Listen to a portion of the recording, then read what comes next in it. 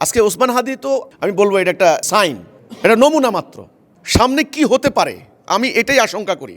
কত মায়ের বুক খালি হতে পারে, কত আহাজারি আপনারা হাসপাতালে দেখবেন। এই যে হাসপাতালে আমি দেখলাম বিভিন্ন দলের নেতা কর্মীরা হাসপাতালে যাচ্ছেন, এটা দেখে গিয়ে ওনার মতো লোকদের কি গুলি খাওয়া থেকে বাঁচাতে পারবে? এই জন্য আমার কথা হলো, আমি যেটা আহ্বান করব, এই ধরনের ঘটনা দুঃখজনক। আমাদের বাংলাদেশে অতীতে এ ধরনের বহু মূল্যবান প্রাণ ঝরে গিয়েছে। আর না, এ রাজনীতি বন্ধ করতে হবে এখনই। এই রাজনীতি এখনই বন্ধ করতে হবে। এটা নোংরা রাজনীতি, এটা ইবলিসের চক্রান্ত, ষড়যন্ত্র। এটা ব্রিটিশ আমলের তৈরি করা। ব্রিটিশরা 47 সালে গিয়েছে, যায় নাই।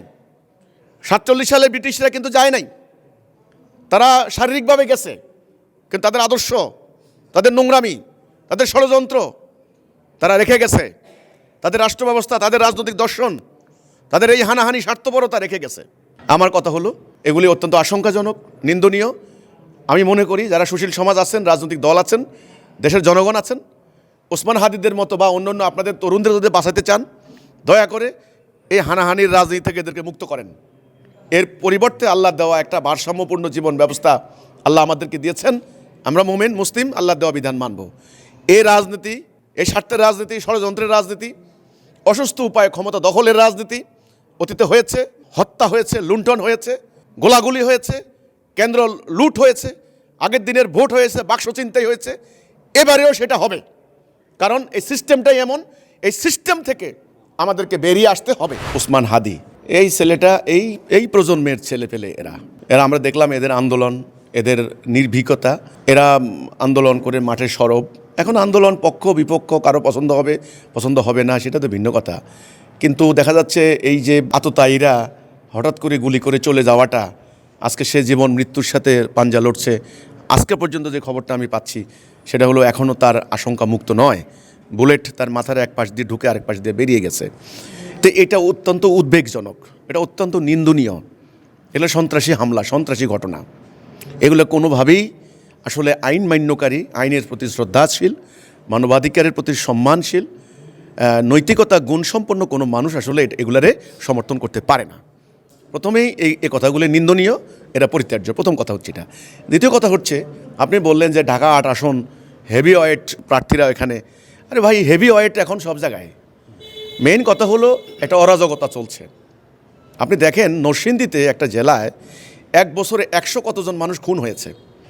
এক চেয়ারম্যান আরেক চেয়ারম্যানকে মেরে ফেলছে, সাবেক চেয়ারম্যান বর্তমান চেয়ারম্যানকে মেরে ফেলছে, এমপি সাবেক এমপি বর্তমান এমপিকে মেরে ফেলছে, বর্তমান এমপি তার সামনের প্রতিদ্বন্দ্বী কে হতে পারে তাকে টুকরা টুকরা করে ফেলছে, হত্যা করছে, চরিত্র হনন করছে, মিথ্যা মামলা দিয়ে কর্মীদেরকে ঘায়েল করছে।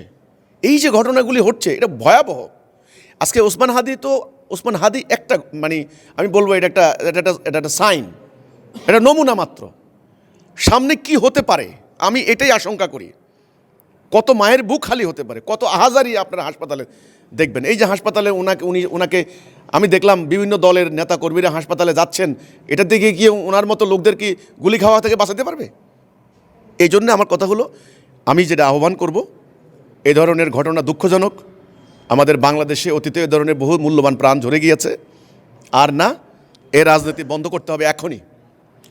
এই রাজনীতি এখনই বন্ধ করতে হবে। এটা নোংরা রাজনীতি, এটা ইবলিসের চক্রান্ত, ষড়যন্ত্র।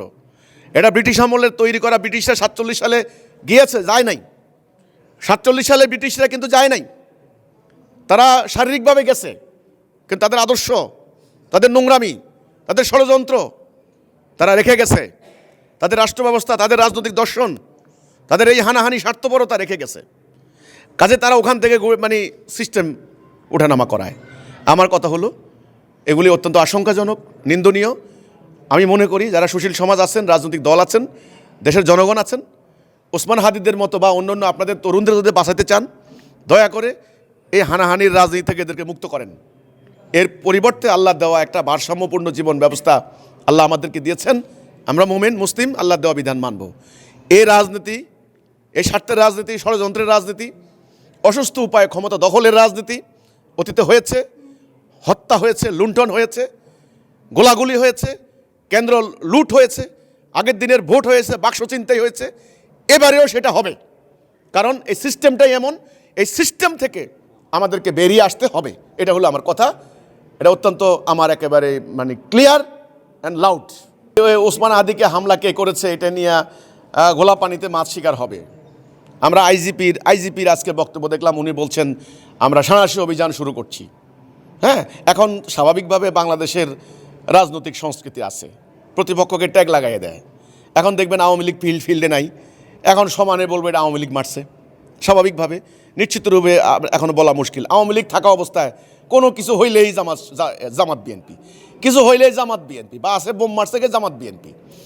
এই যে অন্ধের মতো হঠাৎ করে দায়ী করার প্রবণতা, হ্যাঁ, ইনভেস্টিগেশন না হইতে, তদন্ত করে মূল অপরাধী খুঁজে বের না করতে, এই যে হুট করে একটা লোককে মানে দায়ী করে ফেলানো হয়, এই সংস্কৃতি আমি মনে করি এটা ঠিক না। এর থেকে বেরিয়ে আসতে হবে এবং সবাই ঠিক সঠিক। এই যে এর আগে একবার আমি যেহেতু ইসলাম নিয়ে দাঁড়িয়েছি, হ্যাঁ, কিছু না হইলে কিছু হইলেই কে জঙ্গি হামলা, এই জঙ্গিরা মারছে, এগুলা জঙ্গি কার্যক্রম। আরে ভাই, এটা কি সমস্ত অরাজকতা তোমরা করলা, আর ইসলামের নামে ধর্মীয় সংগঠনগুলির নাই জঙ্গি বলে সবাই মামলা দিয়ে দিলা। এই যে অন্যায়, অন্ধের মতো এই কাজ করা, এটাকে আমি সমর্থন করি না।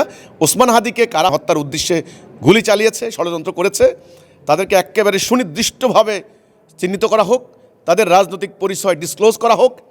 আর যদি কোনো প্রার্থীর পক্ষে লোক হয়ে থাকে বা অন্য কোনো তাদের ইন্টারনাল কোনো প্রবলেম কিনা, একেবারে সঠিক তথ্য জনগণকে জানানো হোক। এইভাবে যদি গোলা পানিতে মাছ শিকার করা হয়, তাহলে আসল অপরাধীরা ধরা পড়বে না। এটা হলো আমার কথা। এই যেমন আমার এখানে নোয়াখালীতে 16 সালে 2 জন ভাইকে জবাই করে হত্যা করেছে। আওয়ামী লীগের লোকেরা করলো কি? এখানে আওয়ামী লীগের নেতারা জড়িত, তারা করলো কি? তারা সমানে বিএনপি জামাতের লোকদেরকে আসামি বানিয়ে দিয়েছে।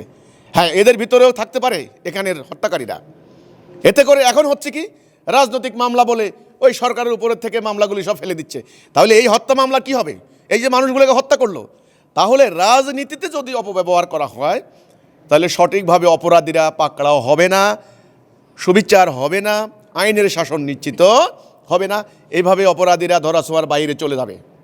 এই জন্যে ওসমান হাদিকে কারা হত্যার উদ্দেশ্যে গুলি চালিয়েছে, তাদেরকে একদম চিহ্নিত করে প্রকাশ্যে জাতির সামনে আনা হোক এবং তাদের শাস্তি দেওয়া হোক।